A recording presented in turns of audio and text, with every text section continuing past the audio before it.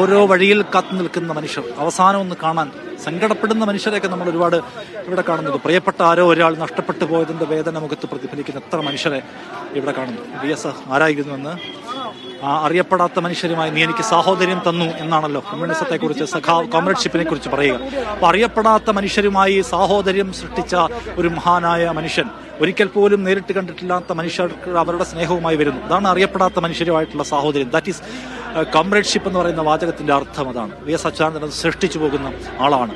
സഖാവ് എന്ന വാക്കിന്റെ അർത്ഥം സാർത്ഥകമാക്കിയ ഒരു മനുഷ്യൻ കടന്നു പോകുന്നു എന്ന പ്രത്യേകതയുണ്ട്. പൂക്കളെറിയുന്നു അദ്ദേഹത്തിന്റെ വിലാപയാത്രാ വാഹനത്തിന് നേരെ ആളുകൾ. അതൊരു സ്നേഹപ്രകടനത്തിന്റെ കാഴ്ചയാണ്, അതൊരു നന്ദി പ്രകടനത്തിന്റെ കാഴ്ചയാണ്, അതൊരു വികാര പ്രകടനത്തിന്റെ കാഴ്ചയാണ്. എന്തായാലും VS മടങ്ങിപ്പോകുമ്പോൾ അത് കേരളത്തിന്റെ തെരുവുകൾ അറിഞ്ഞാണ് അദ്ദേഹം പോകുന്നത്. കേരളത്തിന്റെ തെരുവിലൂടെ ആരാലും ശ്രദ്ധിക്കപ്പെടാതെ ഒരു മൊമെന്റ് പോലും ഇല്ല എന്നാണ് ശ്രദ്ധിക്കേണ്ട കാര്യം. ഒരു മനുഷ്യൻ സ്നേഹത്തോടെ നിൽക്കുന്ന, വികാരത്തോടെ നിൽക്കുന്ന, കണ്ണീരോടെ നിൽക്കുന്ന അതിനൊരു ഗ്യാപ്പില്ല. അതാണ് ഞാൻ നേരത്തെ പറഞ്ഞത്. മനുഷ്യ ചങ്ങല പോലെ മനുഷ്യർ നിൽക്കുന്നു VS കടന്നു പോകുമ്പോൾ. കേരളത്തിന്റെ തെരുവുകളിലെ ഓരോ മണൽത്തറിയും VS കടന്നു പോകുന്നത് അറിയുന്നുണ്ടെന്ന് കാണാം. അതായത് തിരുവനന്തപുരത്ത് നിന്ന് അദ്ദേഹം ആലപ്പുഴയിലേക്ക് പോകുമ്പോൾ തെരുവോരങ്ങളിലെ ഓരോ മണൽത്തറിയും VS അച്യുതാനന്ദൻ എന്ന് പറയുന്ന മഹാനായ നേതാവിന്റെ അവസാനത്തെ യാത്ര ഇതുവഴി കടന്നു പോവുകയാണെന്ന് അറിയുന്നുണ്ട്. ആ നിലയ്ക്ക് ജനങ്ങൾ ഒഴുകി വരികയാണ്. നമ്മൾ പറയില്ലേ, പുരുഷാരങ്ങൾ കാത്തു നിൽക്കുന്നു, തെരുവോരങ്ങളിലെ മണൽത്തരികളെ പോലും പുളകച്ചാർ തണിക്കുന്നു ഒക്കെ പറയുന്നത് പോലെ VS അച്യുതാനന്ദൻ കടന്നു പോകുമ്പോൾ നാടും നഗരവും മണ്ണും വീതിയും എല്ലാം VS കടന്നു പോവുകയാണ് എന്നത് അറിയുന്നുണ്ട്. ആ നിലയ്ക്കാണ് ആളുകൾ വന്നിട്ടുള്ളത്. ജനങ്ങളാണ് സൃഷ്ടിക്കുന്നത് ആ വൈകാരിക അന്തരീക്ഷം, ആ വൈകാരിക അതിരേകം സൃഷ്ടിക്കുന്നത് ജനങ്ങളാണ്. എല്ലായിടത്തു നിന്നും വരുന്ന മനുഷ്യർ, എവിടെ നിന്നൊക്കെയോ മനുഷ്യർ, ചാലുപോലെ മനുഷ്യർ വന്ന് കൂടുകയാണ് ഇവിടെ. അപ്പോൾ VS എന്ന് പറയുന്ന ആൾ എവിടെയെല്ലാം സഞ്ചരിച്ച ഒരാൾ, അദ്ദേഹം ഒരുപാട് സഞ്ചരിച്ച ആളാണ്. എവിടെയൊക്കെയോ പോയിട്ടുള്ള, ഏതൊക്കെയോ തരത്തിലുള്ള ഇടപെടലുകൾ നടത്തിയിട്ടുള്ള, അതിനെല്ലാം അപ്പുറം VS മനുഷ്യന്റെ മനസ്സുകളിലേക്ക് സഞ്ചരിക്കാൻ കീറിയ ചാലുകളിലൂടെയാണ് ജനം തിരികെ ഒഴുകി വരുന്നത്. VS അങ്ങോട്ട് തുറന്നു വെച്ച ഒരു വാതിലിലൂടെ ഇങ്ങോട്ട് ഇരച്ചു കയറുന്ന മനുഷ്യർ, VS അങ്ങോട്ടേക്ക് കീറി വെച്ച ഒരു ചാലിലൂടെ ഇങ്ങോട്ടേക്ക് ഒഴുകി വരുന്ന ജലധാര പോലത്തെ മനുഷ്യർ. ആ കാഴ്ചയാണ് നമ്മൾ കാണുന്നത്. VS അച്യുതാനന്ദൻ ജനങ്ങളുടെ നേതാവായിരുന്നു എന്ന് നമുക്കൊരു ഭംഗിവാക്കല്ലാതെ പറയാൻ കഴിയും. കാരണം എന്താണെന്ന് നേരത്തെ പറഞ്ഞതുപോലെ CPIM എന്ന് പറയുന്ന പാർട്ടിയുടെ ഏകശിലാത്മകതയെ ജനങ്ങളെ അണിനിരത്തിക്കൊണ്ട് എതിർത്ത് നിർത്തിയ ഒരാൾ, അതിന് വേറെ ഒരു വശമുണ്ടെന്ന് പറയാൻ ശ്രമിച്ച ഒരാൾ, അതിനെതിരെ ജനാധിപത്യത്തിന്റെ ഒരു കുറുകെ ചാൽ കീറിയ ഒരാൾ. അദ്ദേഹം ജനാധിപത്യത്തിന്റെ ശബ്ദമായിരുന്നു, ജനങ്ങളുടെ ശബ്ദമായിരുന്നു, അദ്ദേഹം മനുഷ്യരുടെ ശബ്ദമായിരുന്നു, അടിസ്ഥാന വർഗ്ഗക്കാരന്റെ ശബ്ദമായിരുന്നു, തൊഴിലാളിയുടെ ശബ്ദമായിരുന്നു, കർഷകന്റെ ശബ്ദമായിരുന്നു. അങ്ങനെ സകലമാന മനുഷ്യരുടെയും പ്രതിനിധാനത്തെ ഏറ്റെടുത്ത ഒരാൾ എന്ന പ്രത്യേകത നോക്കൂ. എല്ലാ വിഭാഗം മനുഷ്യരെയും, ഇപ്പോ കത്തോലിക്ക സഭയിൽ നിന്നുള്ള ഒരു കന്യാസ്ത്രീ വന്ന് അദ്ദേഹത്തിന് ഉപചാരം അർപ്പിച്ചു പോകുന്നു. അപ്പൊ ഇത് ഏതെങ്കിലും തരത്തിലുള്ള ഒരു പാർട്ടിയുടെ ഏർപ്പാടല്ലാന്ന് ഞാൻ നേരത്തെ പറഞ്ഞു. എല്ലാ വിഭാഗം ജനങ്ങളും, എല്ലാ മതവിഭാഗങ്ങളും, എല്ലാ മതജാതി വിഭാഗങ്ങളും, എല്ലാ രാഷ്ട്രീയക്കാരും, എല്ലാ കൈൻഡ് ഓഫ് ആൾക്കാരും, ഒരു രാഷ്ട്രീയവുമില്ല എന്ന് അവകാശപ്പെടുന്നവരുമെല്ലാം VS അച്യുതാനന്ദനെ കാണാൻ വരുന്നു. അതാണ് VS ഉണ്ടാക്കിയ ജനബന്ധത്തിന്റെ കാതൽ എന്ന് നമുക്ക് കാണാൻ കഴിയും. VS അച്യുതാനന്ദൻ ഇടപെട്ട മേഖലകളുടെ ആ സ്പർശമറിയാത്തവർ, അതിന്റെ വെളിച്ചത്തിന്റെ ഒരു തുമ്പ് വീശാത്ത മനുഷ്യരുണ്ടാകുമോ? ഉണ്ടാവില്ല എന്ന് തന്നെ കാണാം. കാരണം എന്താണ്? ആശയറ്റ് പോയ മനുഷ്യർക്കായിരുന്നു VS ആശ്രയം.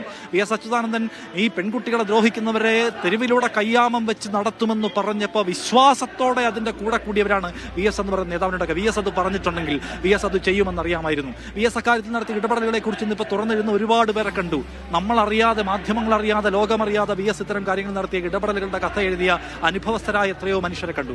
അപ്പൊ VS അച്യുതാനന്ദൻ പറയുന്ന വാക്കിനകത്ത്, അദ്ദേഹം ഇടപെടാൻ തീരുമാനിക്കുന്നതിനകത്ത് ഒരു ജെന്യുവിനിറ്റി ഉണ്ട്, ഒരു ശരിയായ ആത്മാർത്ഥമായ സമീപനമുണ്ട് എന്ന് ജനത്തിന് അറിയാമായിരുന്നു. ജനം അദ്ദേഹത്തിന്റെ വാക്കുകളെ വാല്യൂ ചെയ്തു. കാരണം അദ്ദേഹത്തിന്റെ പോരാട്ടമാണ് അതിന് സാക്ഷി. ആ പോരാട്ടമായിരുന്നു അദ്ദേഹത്തിന്റെ ഇൻവെസ്റ്റ്മെന്റ്. VS അച്യുതാനന്ദൻ എങ്ങനെയോ സൃഷ്ടിക്കപ്പെട്ട ഒരാളെന്ന അഭിപ്രായമുള്ളവരുണ്ട്. അങ്ങനെയല്ല. VS അച്യുതാനന്ദൻ ഇൻവെസ്റ്റ്മെന്റ് വളരെ വലുതാണ്. കേരളത്തിൽ മറ്റേതെങ്കിലും ഒരു നേതാവിന് അവകാശപ്പെടാൻ കഴിയുന്നതിനേക്കാൾ ഒരു പടി കൂടുതൽ ഇൻവെസ്റ്റ്മെന്റ് ഉള്ള നേതാവാണ് VS അച്യുതാനന്ദൻ.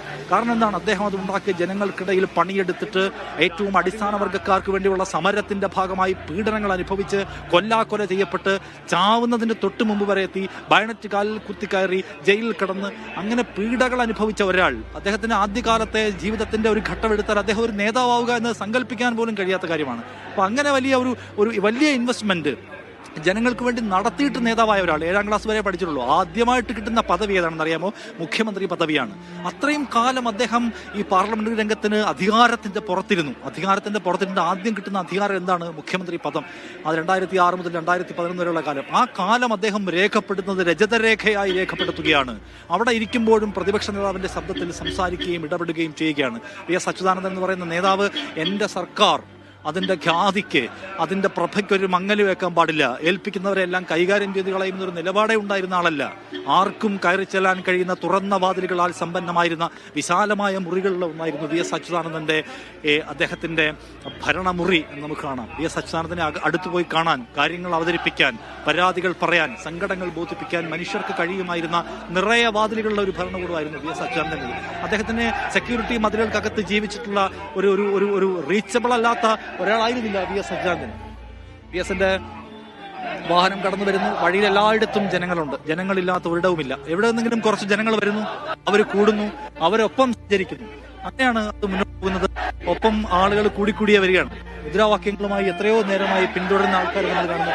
PS അച്യുതാനന്ദനെ കണ്ണേ കേരള VSA, ഞങ്ങളുടെ റോസാപ്പുവേ, ആ മുദ്രാവാക്യം മനുഷ്യർ ആവർത്തിച്ച് മുഴക്കിക്കൊണ്ടു. അപ്പൊ ഞാൻ നേരത്തെ പറഞ്ഞു വന്നത് PS അച്യുതാനന്ദൻ എന്തുമാത്രം റീച്ച് ഉണ്ടായിരുന്ന ആളാണ്, അങ്ങോട്ടും നമുക്ക് ആക്സസ് ഉണ്ടായിരുന്ന ഒരു നേതാവായിരുന്നു. അദ്ദേഹത്തെ കണ്ടതിന്റെ ഓർമ്മ പങ്കുവെക്കുന്ന എത്രയോ ചിത്രങ്ങൾ നമ്മൾ ഇന്നിപ്പോൾ കാണുന്നുണ്ട്. അപ്പൊ അതാണ് PS അച്യുതാനന്ദൻ. അദ്ദേഹത്തിന്റെ ഇൻവെസ്റ്റ്മെന്റ് ജനങ്ങൾക്ക് വേണ്ടി പ്രവർത്തിച്ചതിന്റെ, ജനങ്ങൾക്ക് വേണ്ടി നടത്തിയ ഇടപെടലിന്റെ, ജനങ്ങൾക്കിടയിൽ ഇറങ്ങി നിന്നതിന്റെ, പൊമ്പളയുമൈ സമരത്തിന്റെ ഘട്ടം നമുക്ക് ഓർമ്മയുണ്ട്. അദ്ദേഹം അവിടെ പോയി ഇരുന്ന കാഴ്ച നമുക്ക് ഓർമ്മയുണ്ട്. TP ചന്ദ്രശേഖരനെ വെട്ടിക്കൊന്നത് തെറ്റായ ഒരു തീരുമാനമായിരുന്നു എന്നത് കേരള മനസാക്ഷിയുടെ നിഗമനമാണ്. കേരള മനസാക്ഷിയുടെ മൂഡ് അതാണ്. ആ മൂഡ് മനസ്സിലാക്കിയിട്ട് അവിടെ പോയി KK രമയെ കണ്ട് മാപ്പ് ചോദിക്കുന്നു ഞാൻ എന്ന ഭാവത്തിൽ അദ്ദേഹം കൈകൂപ്പിയ നമുക്ക് ഓർമ്മയുണ്ട്. അത് കേരളത്തിന് വേണ്ടിയുള്ള ഒരു മാപ്പാണ് PS അച്യുതാനന്ദൻ ഉയർത്തിയത്. അത് കേരളം ഏറ്റെടുത്ത ഒന്നാണ്.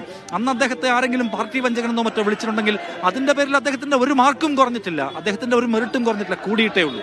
അപ്പൊ എന്തിനായിരുന്നു കൂടെ ഉണ്ടായിരുന്ന കോമ്രേഡ് ഒരാളെ കൊന്നത് എന്ന ചോദ്യത്തിന് ഉത്തരം പറയാൻ കഴിയാത്തവരടുത്ത് മാപ്പപേക്ഷയുടെ സ്വരത്തിൽ അദ്ദേഹം KK രമയെ പോയി കാണുകയാണ്. അപ്പൊ അതായിരുന്നു PS അച്യുതാനന്ദൻ ജനങ്ങൾക്കിടയിൽ നടത്തിയ ഇൻവെസ്റ്റ്മെന്റ്. തെറ്റുകളിലേക്ക് പോകുമ്പോഴെല്ലാം അദ്ദേഹം ഉറക്കെ സംസാരിക്കാൻ അദ്ദേഹത്തിന് ഭയപ്പാടുണ്ടായില്ല. കാരണം ആ ഭയപ്പാടുണ്ടാവത്തിന് കാരണം ജനാധിപത്യം എന്ന വാക്കിന്റെ കരുത്താണ്, ജനം എന്ന വാക്കിന്റെ കരുത്താണ്, ജനങ്ങളുടെ ജെന്യുവിൻ കോസ് എന്ന് പറയുന്ന സംഗതിയുടെ കരുത്താണ് PS അച്യുതാനന്ദൻ പ്രകടമാക്കിയത് എന്ന് കാണണം. എന്തായാലും PS-ന്റെ മൃതദേഹവും വഹിച്ചുകൊണ്ടുള്ള കോൺവോയ് ഇപ്പോഴും സഞ്ചരിക്കുകയാണ്. നമ്മളിപ്പോൾ ഓൾറെഡി ഒരു 10 കിലോമീറ്ററോളം നടന്നു കാണും ഇതിന്റെ കൂടെ. പക്ഷെ ആ നടപ്പിന്റെ പ്രയാസം അറിയാതെ നടക്കുന്നു എന്ന് പറയാം. അത്രയും ജനങ്ങളുടെ ആവേശത്തിന്റെ ഒരു തിരയിളക്കം ഇവിടെ കാണാം. PS അച്യുതാനന്ദൻ എന്ന സമരത്തിന്റെ അലകടൽ അടങ്ങിപ്പോയെങ്കിലും അതിന്റെ ആവേശം ഏറ്റെടുത്ത മനുഷ്യരുണ്ടല്ലോ, അതിന്റെ ഊർജ്ജം ഏറ്റെടുത്ത മനുഷ്യർ, അവർ നമ്മുടെ കൂടെ മുദ്രാവാക്യങ്ങളോട് നടക്കുമ്പോൾ നമുക്കതിന്റെ പ്രയാസം അറിയാതെ നമ്മൾ നടക്കുകയാണ്. ഇപ്പോഴും